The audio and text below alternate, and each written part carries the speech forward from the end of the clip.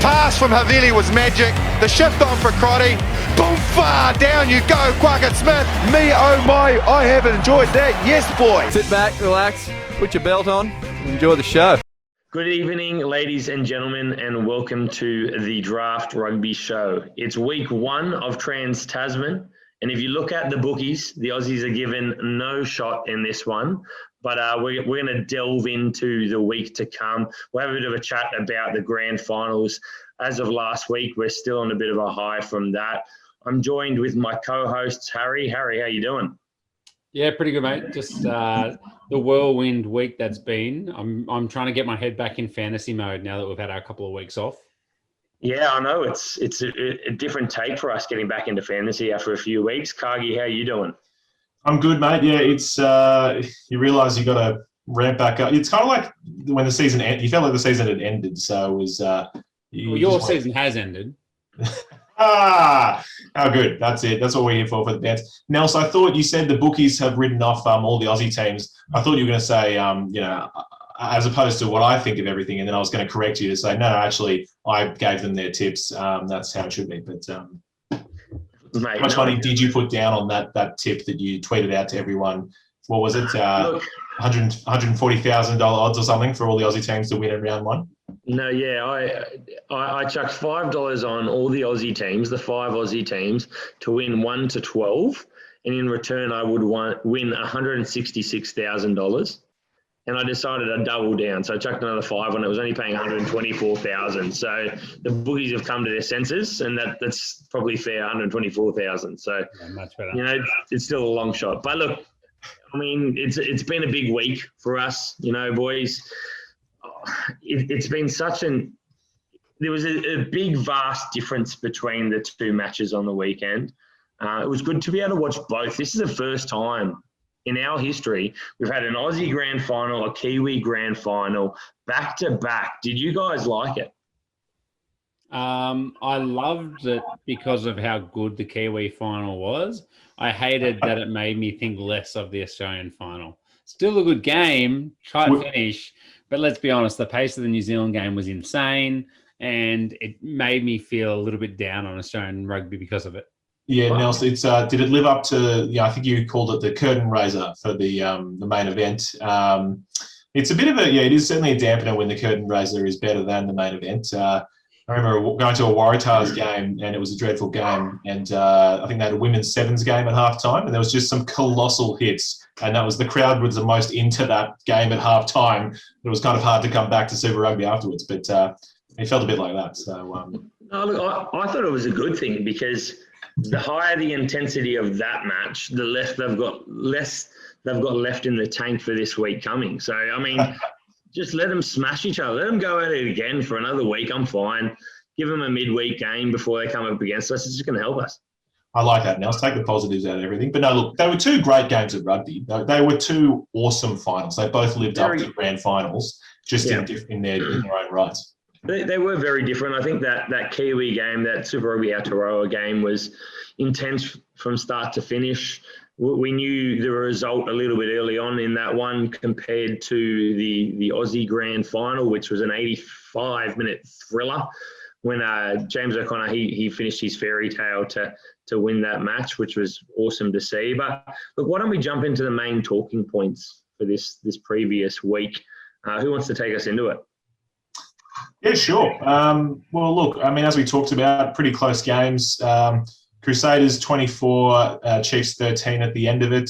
I thought in that game, for mine, one of the biggest talking points or biggest, I guess, momentum points, what the match hinged on, was I didn't think it was talked about very much, but the Chiefs were applying heaps and heaps of pressure. The scores were still right in. I think it was a couple of points in it. And they put this perfect kick in, and George Bridge under pressure batted the ball out into the dead ball line. And that should have been then, I actually feel it should either have been a penalty or just a 5-metre scrum.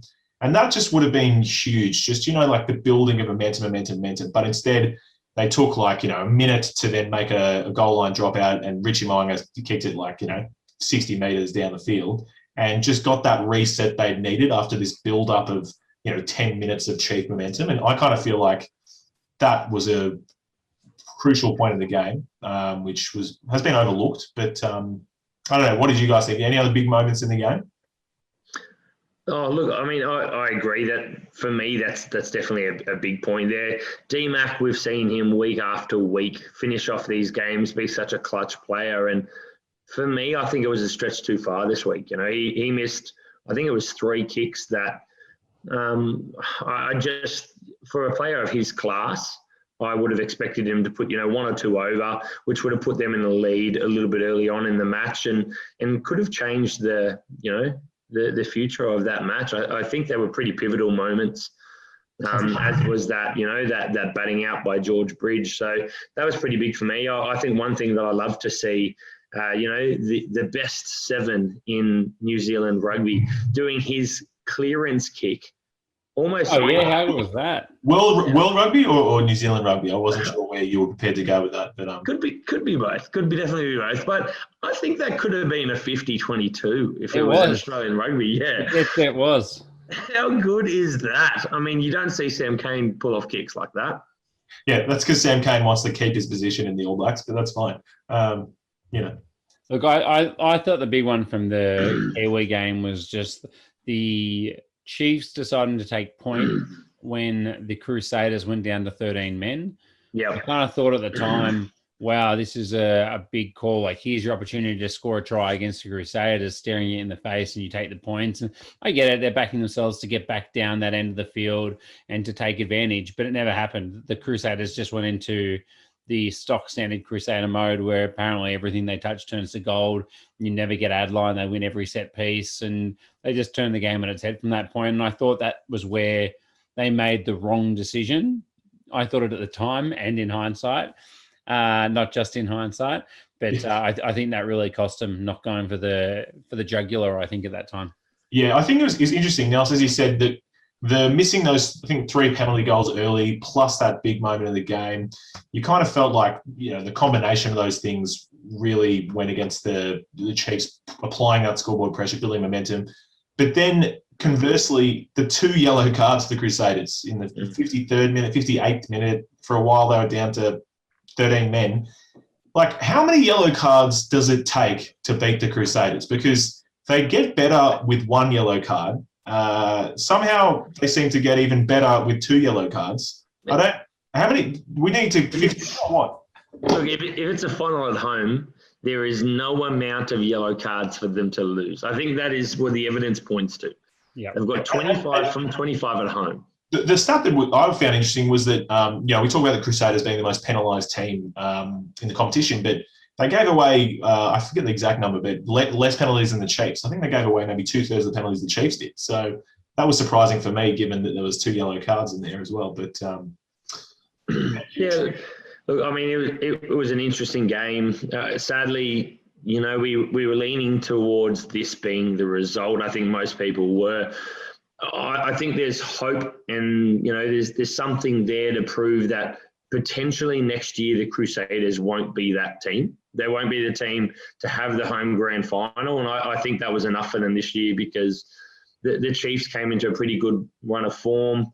A certain few players didn't stand up in the way that they normally would, say D-Mac for an example. But I think the rest of the pack is catching it in New Zealand, and I think next year is going to be the time that we see that shift. I'll go on record in saying I don't believe that. So after the Crusaders win Super Rugby Trans-Tasman and go 6 for 6, they'll be looking straight to make 7 from 7 next year, and probably will. So, but... How about the Aussie game, Harry? Actually, I was just going to say, before we move to that, my point of the round was from that game was, we just talked about the difference of the 2 games, and the big thing for me was just the skill level. The skill level on display in that Kiwi grand final was unbelievable. The amount of just deft touches, the behind-the-back passes, just some of those offloads, the continuity was unbelievable. But for mine, that offload from Alex Nankerville to put D-Mac in for that try, that was unbelievable. And if you pair that from the Crusaders, there was Rich Mo'unga's cut-out pass for Sever Reese's try. And those 2 touches were just, that's the peak of skill right there. Amazing stuff. Yeah, I mean, it was a brilliant game. Look, we'll jump across to the Reds' 19-16 win it was great to see. Look, we wanted to see a bit of changing of the tides in maybe both of these games, but this is the one that we saw it in terms of the Reds getting it done this year, beating last year's winners, the Reds, the Brumbies. It was an 85th minute win. One question we've raised, I've heard it said elsewhere, is why did the Reds take that pick and go? Like that penalty, the quick tap. Why not go for the scrum? You're 2 men up. To me, it seems like a brain snap. They've backed it. They've said that it was their decision. They don't want to give the ref a chance to, dictate the outcome. They wanted to back themselves. And that's fair enough. But that doesn't make it the right decision. You can't argue with results, but again, that doesn't make it the right decision. You need to put yourself in the best position. If you're in the middle of the field, you have a dominant scrum that's been dominant all match, you have 2 extra men on the field, you take that scrum. That is a ridiculous thing not to take. Yeah. Do you guys think that the Reds fans and the Reds themselves would have felt any less pumped if they'd won from a penalty try off a scrum? I don't. I think it would be exactly the same. Yeah, exactly. I don't think so. And how do you turn down a scrum? What were they down? The Brumbies had 6 people on the scrum, and they were already getting monstered by the Reds. It was an absolutely ridiculous call. That was my big one for this game as well. It was so dumb. Yes, they got lucky and scored, but all they had to do was knock the ball once or get turned over once or not be able to get the ball out or get held over the line. Like, it was so dumb. They were just lucky they got away with it. Yeah. Coming into this one, the Aussies had 1 more yellow card throughout the season. We saw 2, I think it was, in that Kiwi match. And the Aussies went, no, we don't want to be outdone, and got 3 yellow cards, all to the Brumbies. So over I think it was 22 matches in Australian Super Rugby, there was 21 yellow cards, whereas there was 20 yellow cards for Super Rugby Aotearoa. 1 red card for New Zealand, 8 red cards in Australia. It was definitely a case of the Brumbies saying, anything you can do, Crusaders, we can do better, mate. We'll beat you in that status for sure. Absolutely ridiculous. There were 3 cards. There were Valentini in the 61st minute, Darcy Swain in the 77th, and Luke Reimer in the 80th. So basically, if you played in the back 5 of the forwards, there's more than likely you were getting carded in that match if you played for the Brumbies. Simple as that. But look, it was an awesome game for me. I don't want to add too much into it. The big thing for me out of this one was the dark arts. This was my point from the weekend. The dark arts from Taniela Tupou. We saw, it was in full glory this week because we had the spider cam over top, saw the vision of Taniela Tupou. He made a clear decision that he was going to put that pressure on Nos Lonergan, and try to split him and CO. The loss of Slipper, we talked last week as, it was going to be pivotal in this match. And I think we were definitely correct in that, as was Folau Fainga, because Tupou picked that he was going to split them. He picked that he was going to put the pressure on Nos and angle in on him, and it paid off in this match. And, we've seen throughout the week, Ethan de Groot come out, talk big, say that, he got away with it in Australian Super Rugby and that he's not going to get away with it against them. I'm sorry, Ethan. You're on the bench, mate. You don't get to say that. We'll see you when you actually show Taniela Tupou up. But look, that is part of the dark arts. If you can angle in, you can get an advantage from doing something like that and you're not getting pinged, you keep doing it. I think that proves Taniela is a smart prop. I don't think that shows anything negative in his game plan. I think that's a big boost in my eyes. If you're not getting pinged, keep doing it.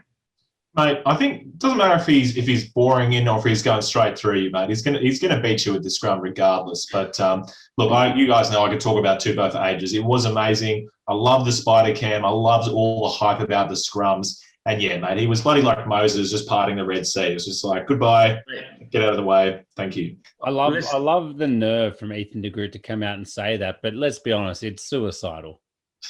It is.